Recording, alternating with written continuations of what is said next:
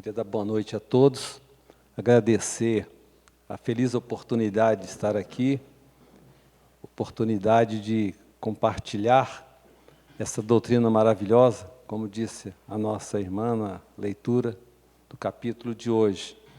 E vale lembrar que o codificador da doutrina nos informa na introdução do Evangelho segundo o Espiritismo que o objetivo do Espiritismo maior é tornar as pessoas melhores.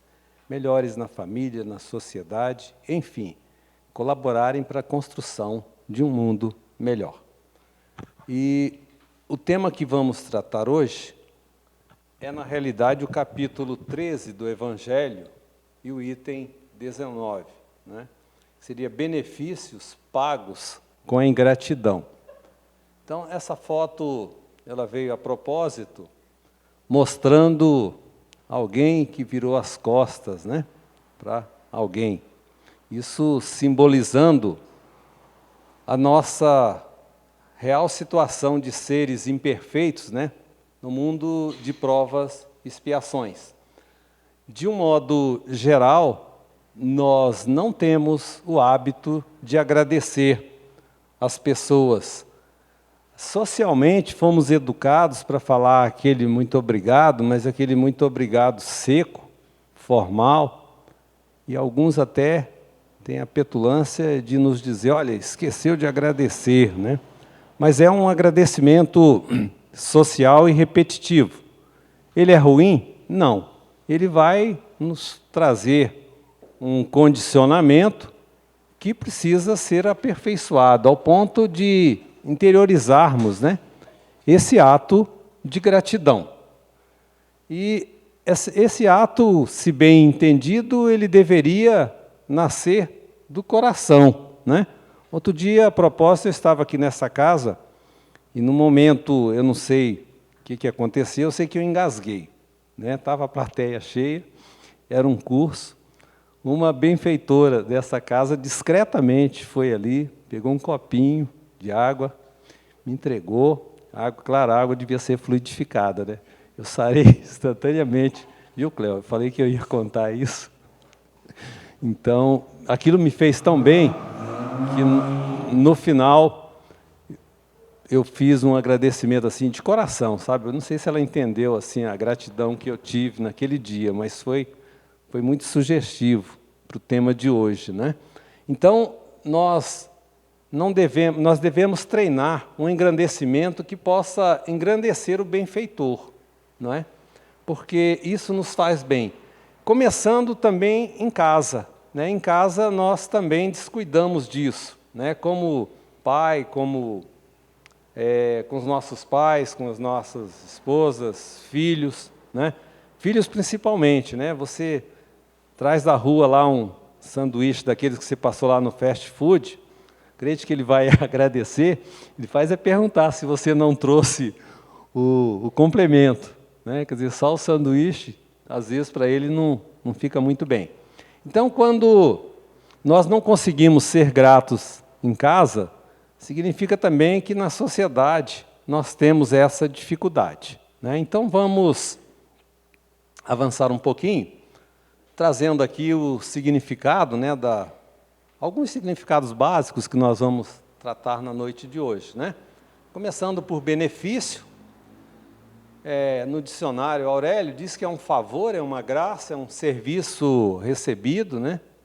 Serviço bem que se faz gratuitamente, é um favor, é uma mercê.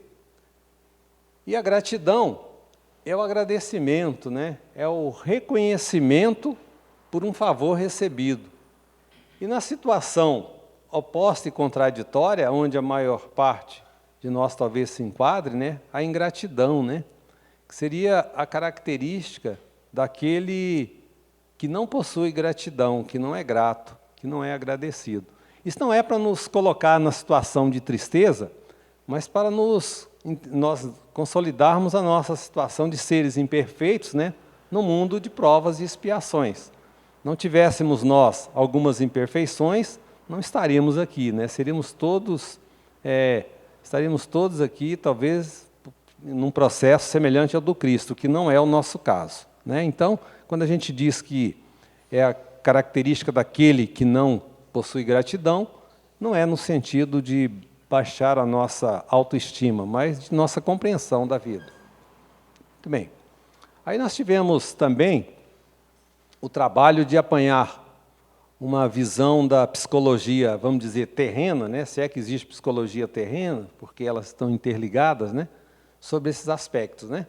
Então, pegamos aqui uma definição de uma psicóloga que diz que a ingratidão, ela é a ausência de reconhecimento alheio, é não ter gratidão pelo que fizeram por você. E por que disso, né?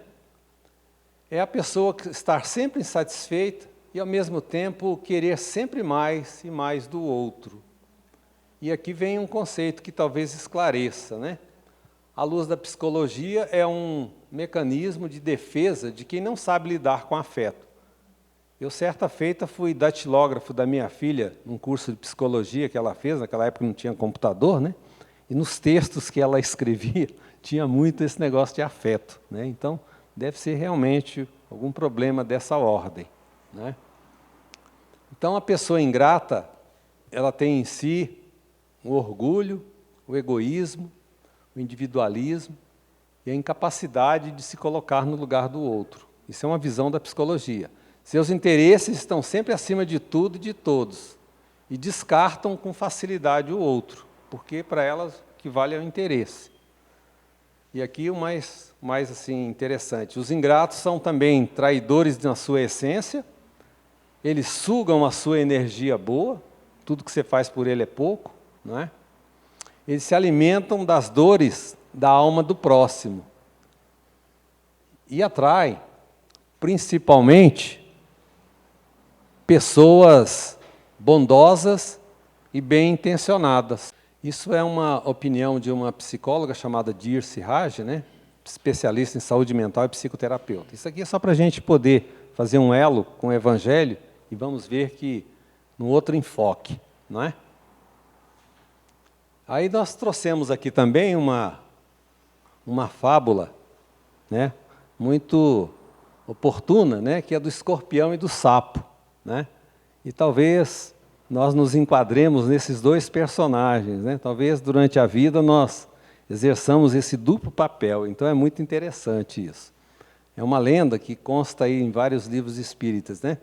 O escorpião e o sapo, aliás, é uma fábula. É uma fábula sobre um escorpião que pede a um sapo que o leve através de um rio. Olha só que situação complicada, né? O sapo, sabendo da fama do escorpião, né? Ele tem medo de ser picado durante a viagem, mas o escorpião argumenta, né? Ele era bom de papo, né? Argumenta que se picar o sapo irá afundar e o escorpião iria também se afogar. Então ele foi bastante preciso. Como que eu vou te picar se você vai me atravessar num rio? Se você morrer, eu irei junto, né? Então, aquilo para o sapo, dentro da fé raciocinada dele, foi bastante convincente, né? E ele resolveu acreditar na história, né? E lá se vai o sapo, né? Fazer a travessia, né? E ele, escorpião, fala, não, pode confiar, né? Se eu te afogar agora, eu também vou junto. Então o sapo concorda e começa a carregar o escorpião.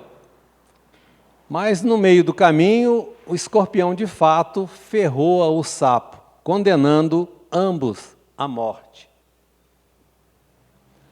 E aí, minutos antes do ato final, quando perguntado por que o escorpião havia picado, né? O escorpião responde que essa é a sua natureza, que nada poderia ser feito para mudar o seu destino. Ou seja, que tudo que ele sabia fazer era picar as pessoas, era picar alguém, que para ele não tinha solução. Então, acho que, numa reflexão nessa fábula, nós podemos, talvez, inferir que durante a nossa vida nós fazemos aí esses dois papéis, né? Talvez de forma inconsciente, talvez pelos nossos, vamos dizer, instintos de sobrevivência, por algumas imperfeições morais. Então nós estamos aí nesse dilema. E esse é exatamente o propósito de hoje, é para que nós procuremos nos melhorar nessa direção, sem, contudo, nos colocarmos numa situação de descrença conosco mesmo. Muito bem. E o Espiritismo, né? O que o Espiritismo vem a nos falar sobre a ingratidão, né? Além dos textos do Evangelho, né?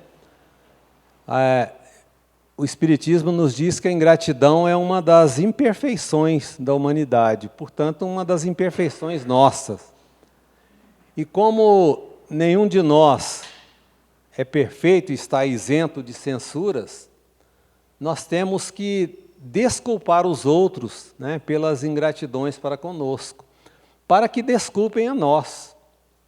De sorte que podemos dizer, como Jesus Cristo, né? Atire a primeira pedra aquele que estiver sem pecado.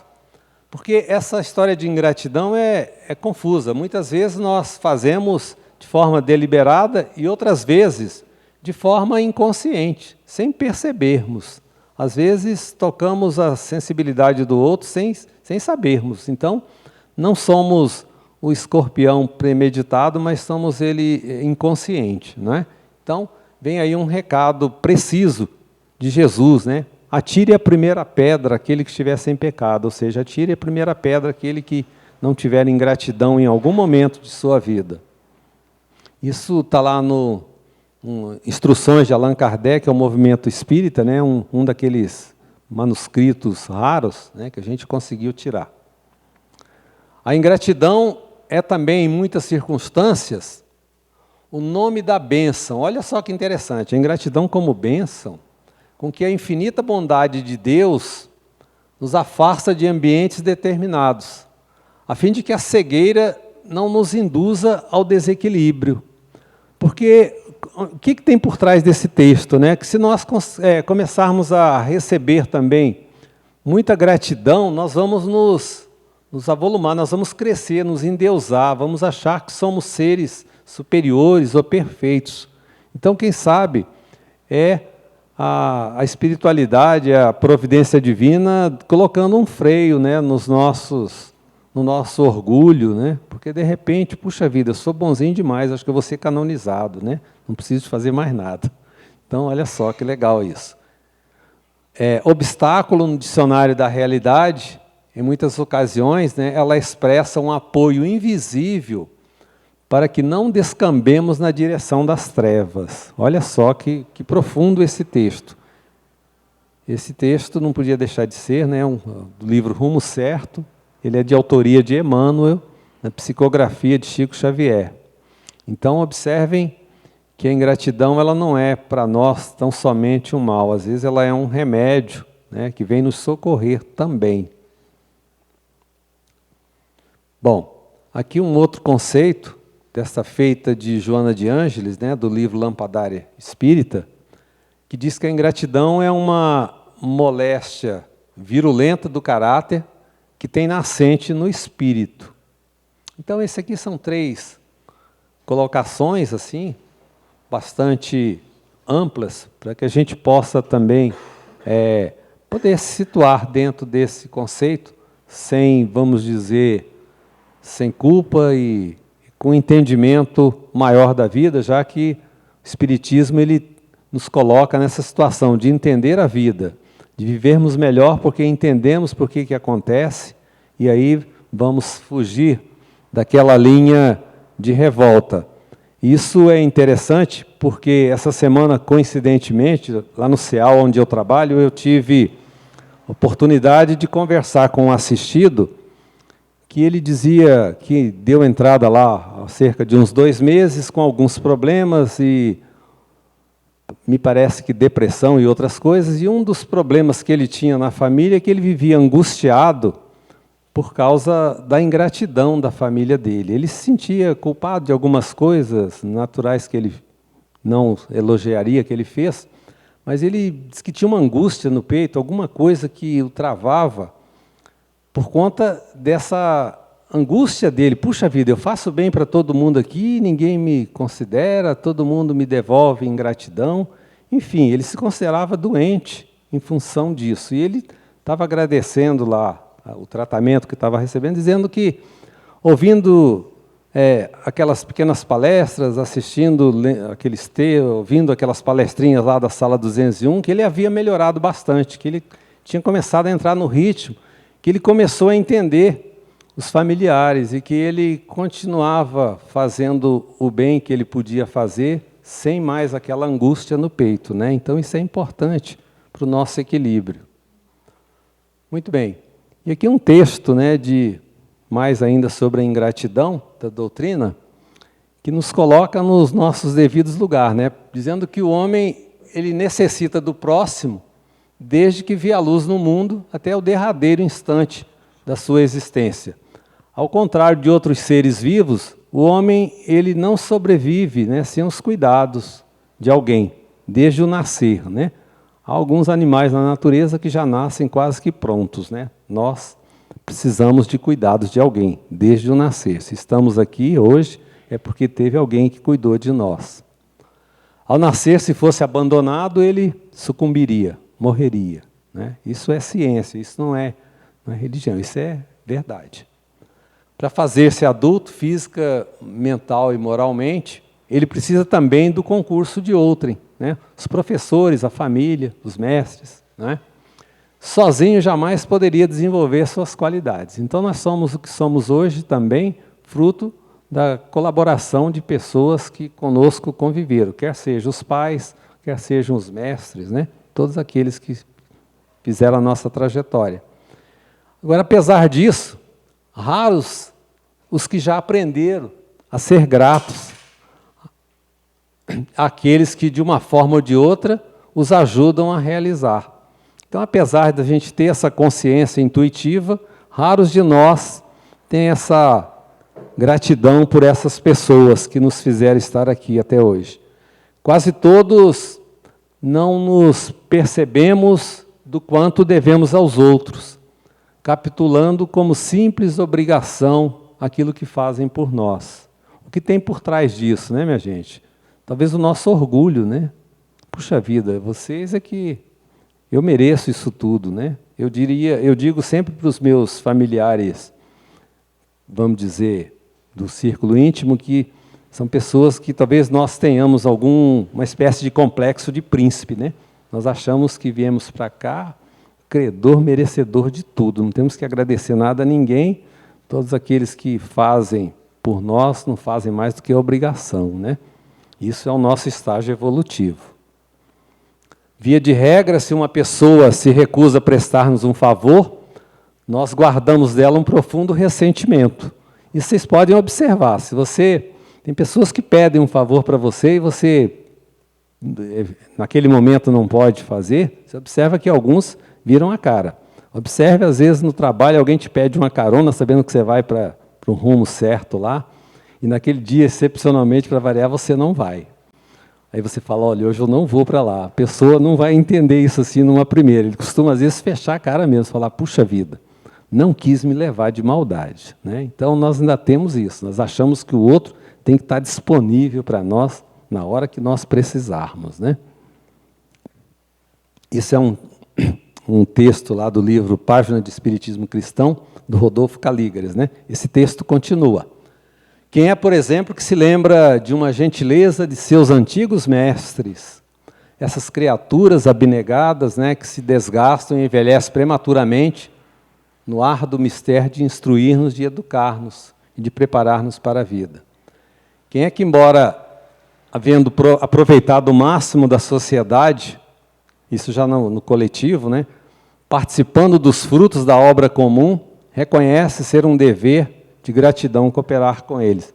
Coloquei aqui parques e metrô, né? Nas nossas caminhadas, às vezes a gente encontra um parque tão harmônico, né? Arborizado, limpinho. Será que a gente tenta lembrar, puxa, quem teve a ideia de fazer isso? Como é que foi? Né? E aí, para variar, o metrô, né? Toda vez que eu ando no metrô ali, eu falo, meu Deus, né? Como é que esse negócio é prático, né?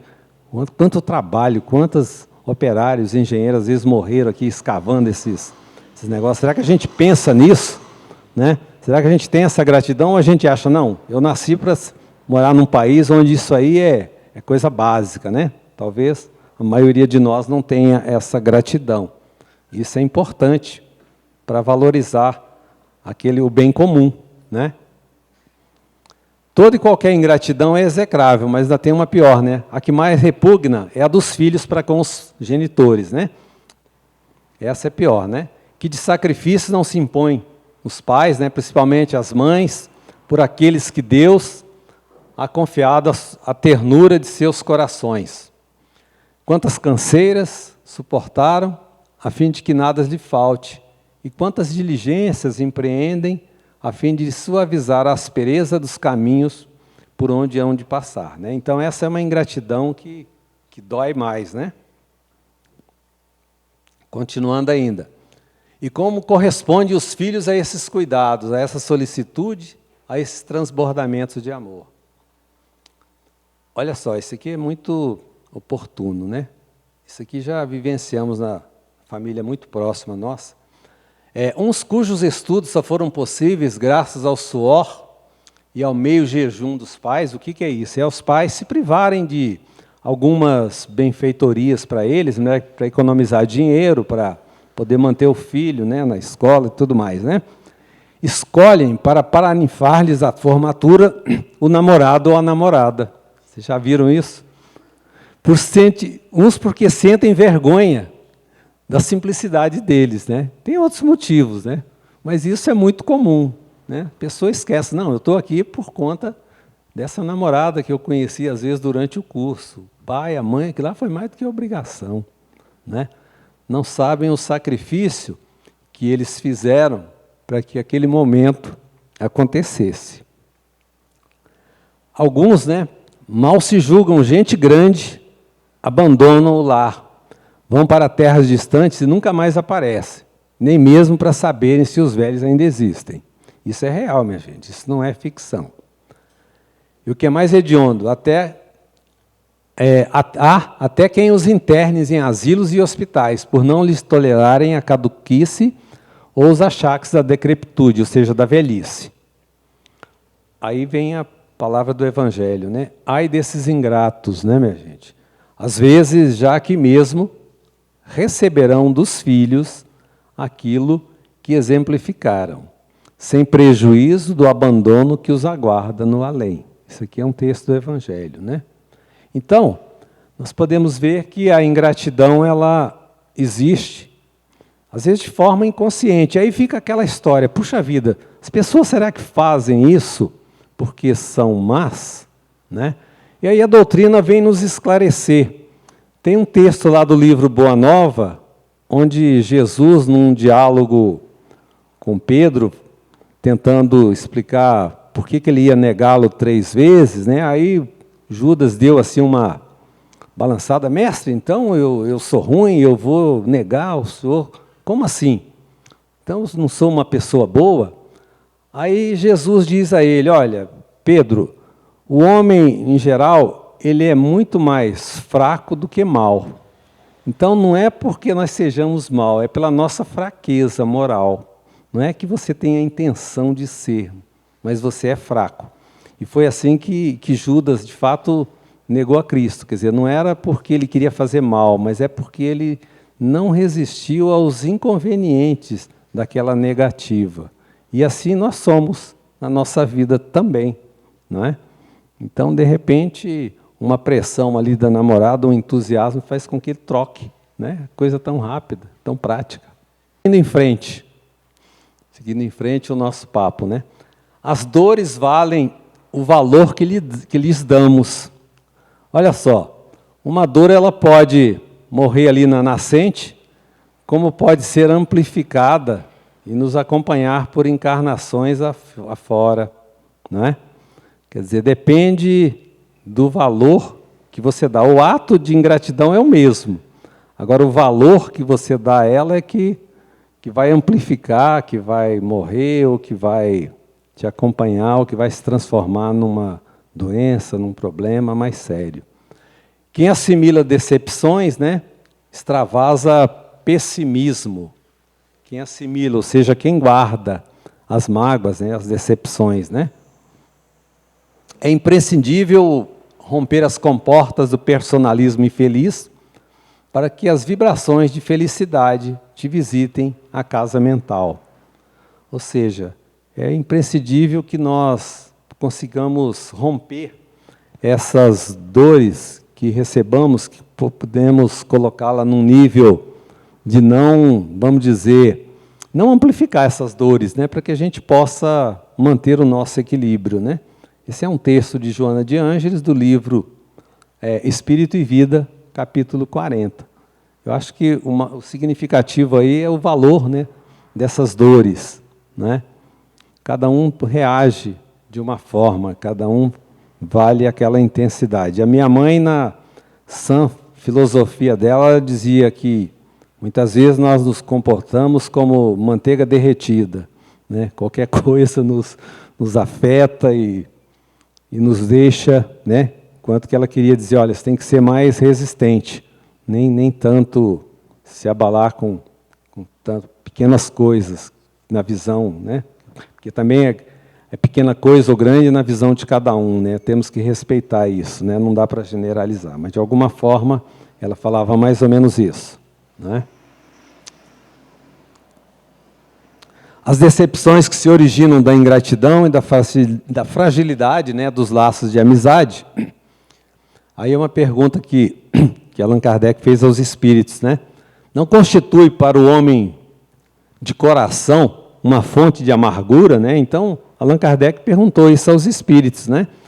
Que essa ingratidão dos amigos, dos laços de amizade, se isso não é uma fonte de amargura. E a resposta? Sim, né? Mas deveis lamentar os ingratos e os amigos infiéis, serão mais infelizes do que vós. Olha só que sábia essa resposta. Isso magoa? Magoa. Mas você deve ter piedade, talvez, dos ingratos, porque eles estão em desvantagem em relação a você. Você conseguiu fazer o bem, ele não conseguiu nem entender o bem. Então, eles são muito mais infelizes do que vós. Então, isso é um parâmetro para a gente poder equilibrar as nossas emoções, né? A ingratidão é filha do egoísmo, e o egoísta encontrará mais tarde corações insensíveis, como ele mesmo foi. Ou seja, pela lei de causa e efeito, ele vai encontrar o remédio, né, para essa ingratidão dele, né? Então, observem que o Espiritismo quer nos colocar numa situação de equilíbrio e de alegria de viver, apesar do mundo em que vivemos. Então, se recebemos uma ingratidão, vamos pensar que aquele amigo está numa situação pior do que a nossa, né? Eles estão mais infelizes naquele momento, né? É como se eles não tivessem ainda aprendido alguma coisa que nós talvez já tenhamos aprendido um pouco melhor. Lembrai-vos daqueles que fizeram bem mais do que vós e que foram pagos com a ingratidão. E quando nós lembramos daqueles que fizeram muito mais do que nós, né, isso nos remete, por exemplo, de Jesus Cristo, né? Jesus, ele só recebeu ingratidão, e ele não parou a obra dele por causa das ingratidões, coisa que qualquer um de nós talvez tivesse parado na primeira estação. Falou, o quê? Esse povo aqui são os ingratos. Deixa eu procurar um lugar onde eu possa ser mais útil, né? Então, Jesus é o nosso guia e modelo. O Espiritismo nos remete a isso. Todas as nossas atitudes nós devemos pensar. Se Jesus estivesse aqui, como é que ele agiria no meu lugar, né? Será que ele iria parar a obra dele só porque ele recebeu uma ingratidão, porque ele recebeu um não, né? Então, lembrai-vos que o próprio Jesus foi injustiçado e desprezado nesse mundo, tratado como velhaco e impostor, e não vos admireis de que o mesmo aconteça convosco. Ou seja, se ele que era um espírito perfeito, um espírito puro, né, foi injustiçado, e nós, por que não? O que nós temos de melhor que Jesus, né? A ingratidão é uma prova para a vossa perseverança na prática do bem, ser-vos-á levado em conta. Então, observem que é uma prova, é um teste para a nossa persistência no bem, não é? E foi isso que o assistido que eu conversei lá do céu, ele me falou, pois é, eu continuo fazendo bem, apesar da ingratidão daquela minha família, e eu melhorei com isso, eu continuo bem. E eles é que, como ele ainda falou assim, ó, como vocês me disseram aqui, porque ele não é espírita, né? Eles é que vão ajustar suas contas com Deus. A minha missão é fazer o bem que eu puder.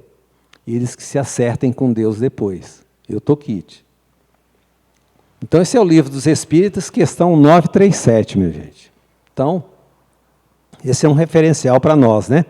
Imagine se Jesus, na primeira ingratidão, tivesse parado a obra, né? Não teria deixado esse rumo para nós, né? Não teria nos levado nesse caminho evolutivo.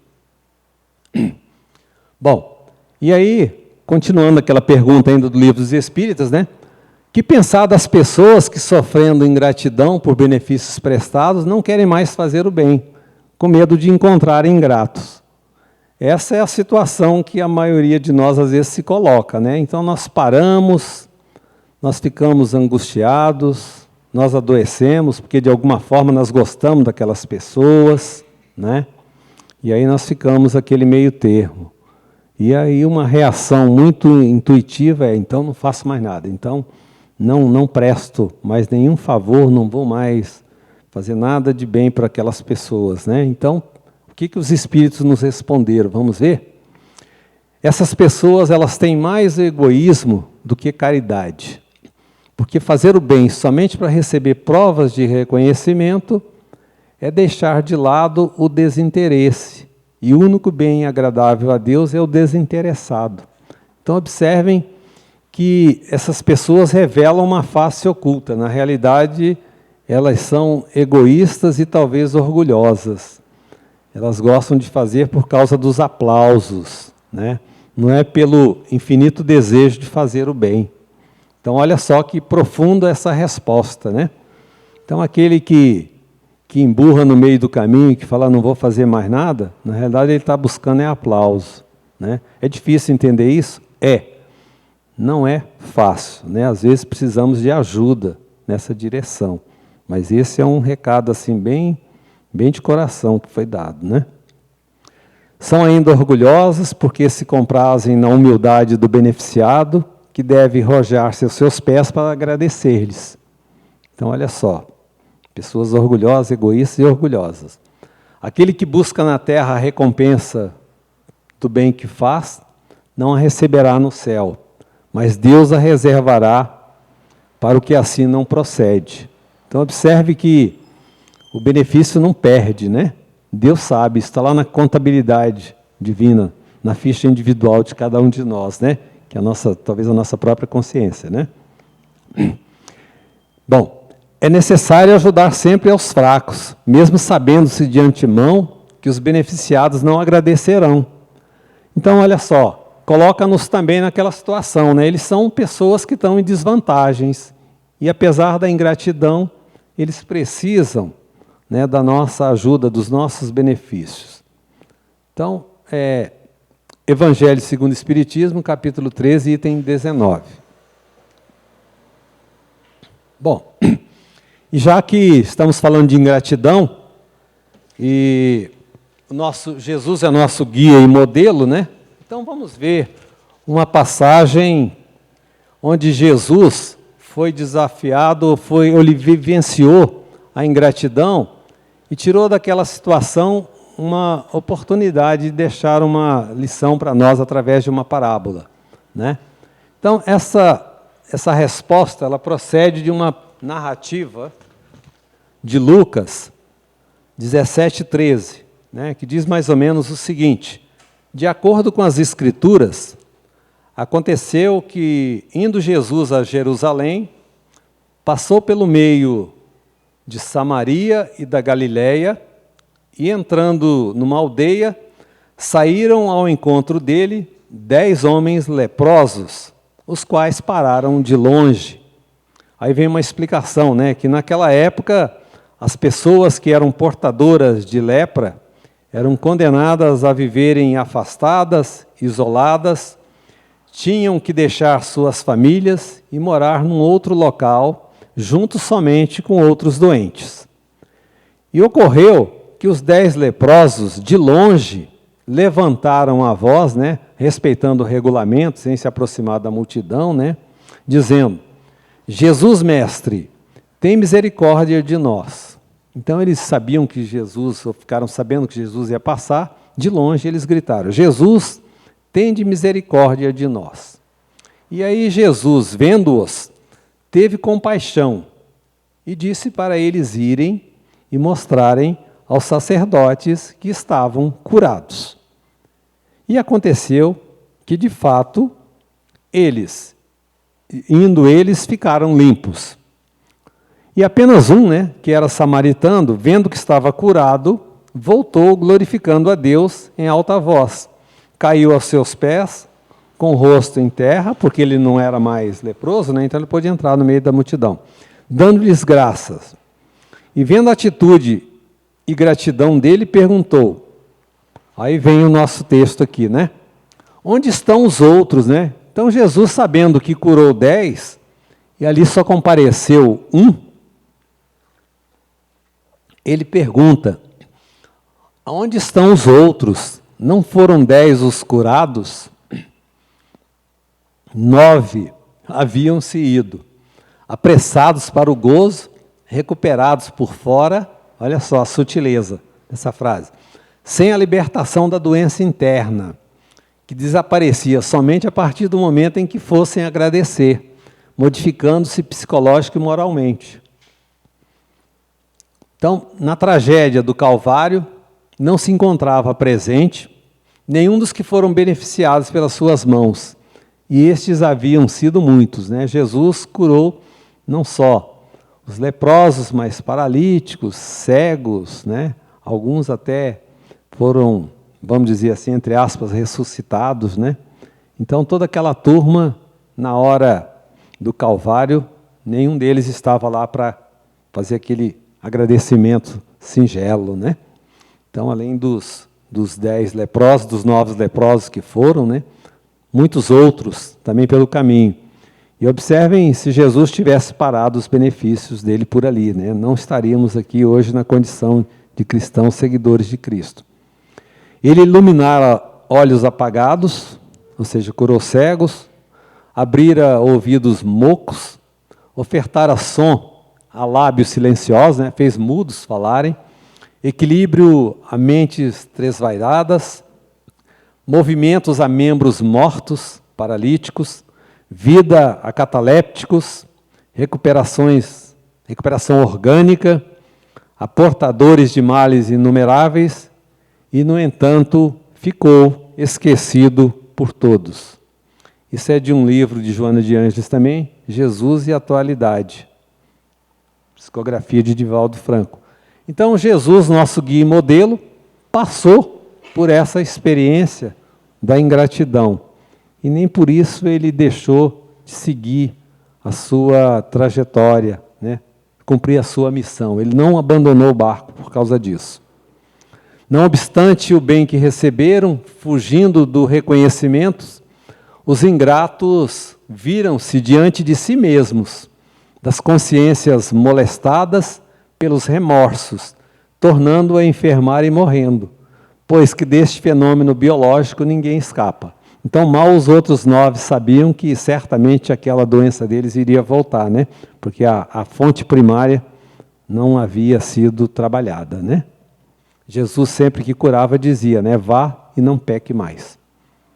Assim agem os ingratos, tomam a água da fonte que os dessedentou, queimam o trigal que lhes deu o pão, cortam a planta frutífera que os alimentou. Isso aí é no caso da família, né, daqueles amigos, daquelas pessoas que os beneficia. Afasta o amigo generoso que os socorreu. Em contrapartida, os ingratos vivem sós, amesquinhados em si mesmos, por conhecerem o seu íntimo. Porque, no fundo, eles sabem que são, né? Eles não negam. Desconfiados, neurotizam-se, arbitrários são desamados, soberbos passam ignorados. Não te preocupes com os ingratos dos teus caminhos de amor. Prossegue, olha só, que mensagem profunda. Prossegue ofertando luz sem te inquietares com a teimosia da treva. Então esse é um texto daquele livro que eu falei, Jesus e a Atualidade. Então observem que todos os recados vindos da espiritualidade é no sentido de que sigamos na nossa trajetória da prática do bem, nos tornando pessoas melhores, independente dos aplausos, independente do reconhecimento e apesar das ingratidões. Embora sejamos humanos, né, e precisemos às vezes desse afeto, né? Às vezes é um desafio, mas esse é um mundo de provas e expiações justamente para isso. Bom, aqui um texto de Joana de Ângeles com a figura, né, o desafio da gratidão, né? O desafio à gratidão dá-se nos momentos difíceis, quando surgem as adversidades que são também parte do processo desafiador da evolução. Porquanto nem sempre os céus humanos estarão adornados de astros, sendo todos convidados a atravessar a noite escura da alma com a luz do sentimento, reconhecido a Deus pela oportunidade de experimentar novas maneiras de viver. Então, essa nova maneira de viver é a ingratidão, né? Psicologia da Gratidão, capítulo 5. Ingratidão dos outros nós vamos sofrer? Talvez. Aliás, com muita frequência. Mas ingratidão de Deus nunca. Então, isso é que importa. Deus sabe o que nós fazemos, sabe da nossa intenção de fazer o bem. Então, nosso compromisso é com Deus, não é com aquele ingrato, né? Aquele ingrato, ele está ali para ser o nosso desafio. E um teste difícil, né? Quando o fracasso nos desafia por perto, quando a tentação e a enfermidade nos visitam, a nossa esperança se dissolve no sofrimento. Quando a provação se nos afigura invencível, quando somos apontados pelo dedo da injúria, os próprios amigos, né, nos abandonam, todas as circunstâncias nos contrariam, e quando a mágoa aparece, quando a incompreensão nos procura ameaçadora, quando somos intimados a esquecermos em benefícios dos outros, é então chegado para nós o teste do aproveitamento espiritual na escola da vida para efeito de promoção. A escola da vida, ao contrário dos colégios aqui da Terra, não marca data de prova não, viu, minha gente? A prova acontece ao acaso, né? Então, essas dificuldades que aparecem são provas, nós temos que entender isso, né? É o teste de aproveitamento, para ver o que você aproveitou, né, dos ensinamentos e da sua trajetória. Isso é uma mensagem de Chico Xavier, né? Recebida lá na Comunhão Espírita de Uberaba, e é a mensagem do Espírito Albino Teixeira. O remédio para a ingratidão é o esquecimento, assim como a prevenção da mágoa é não acolhê-la. Aquele texto de Joana de Ângeles que dizia, não vamos valorizar tanto essa ingratidão. E nisso temos o exemplo do mestre dos mestres, que não acolheu a mágoa pela ingratidão sofrida. E sim ocupou seu coração em pedir ao Pai que perdoasse os seus algozes, simplesmente porque eles não sabiam, né, o que estavam fazendo. E será que os ingratos de todos os tempos sabem? Com certeza não, né, minha gente? É porque não aprenderam ainda a ser gratos, não é? Então, esse é um bom recado. Guardai-vos, não façais as boas obras diante dos homens com os fins de serem vistos por eles. De outra sorte, não tereis a recompensa da mão do vosso Pai que estás no céu. Quando, pois, dais a esmola, não façais tocar a trombeta diante de ti, como praticam os hipócritas nas sinagogas, e sim para serem honrados pelos homens. Em verdade vos digo que eles já receberam a sua recompensa, né? Então Jesus dava também esse recado, né? O bem não é para ser anunciado com microfones nem outdoor, né? Porque aí você já recebeu seu benefício. Mas quando dás a esmola, não saiba a tua mão esquerda o que faz a tua mão direita, para que a tua esmola fique escondida e teu Pai vê o que fazes em segredo e pagará. Evangelho segundo o Espiritismo, Allan Kardec, capítulo 13, item 19.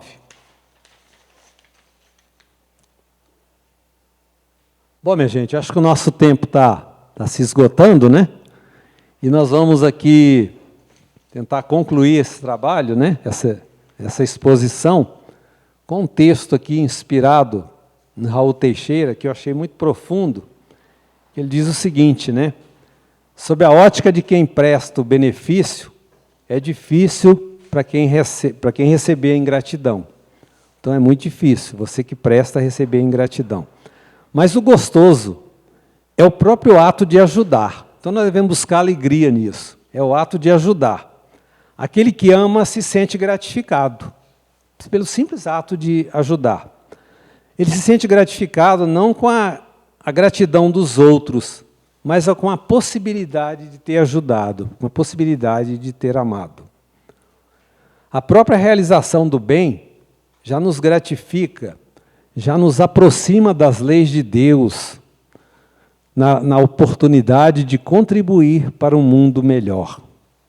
Fazer o bem, ele diz que não é uma lei religiosa, é uma lei da vida, é uma lei de Deus. Independente de religião, de você ter religião ou não, fazer o bem é uma lei de Deus. Por isso, fazer o bem não deve ter como pressuposto a gratidão de alguém. Continue fazendo o bem, sabendo que poderá receber ingratidão. Aqui achei interessante esse próximo parágrafo. Alguns têm até mágoa de quem lhes faz o bem. Algumas pessoas se sentem magoadas de terem sido ajudadas, e às vezes na nossa família mesmo, hein? E se sentem humilhadas. São criaturas orgulhosas, muitas vezes muito perto de nós. Por isso, essas pessoas não se dobram ao agradecimento de quem fez o bem por elas, e pensam que foi mais do que obrigação daqueles que fizeram. Por isso, quem faz o bem deve fazê-lo de forma incondicional e não se atormente pela falta de gratificação. Porque na nossa consciência, aonde resistem as leis de Deus, a gratificação já chegou. Já nos diz que estamos colaborando com a melhoria do mundo em que vivemos. A gratidão para quem ajuda independe da gratidão do homem. Sigamos, portanto, nessa direção, como discípulos de Cristo, que é o nosso guia e modelo. Muito obrigado pela oportunidade. Boa noite.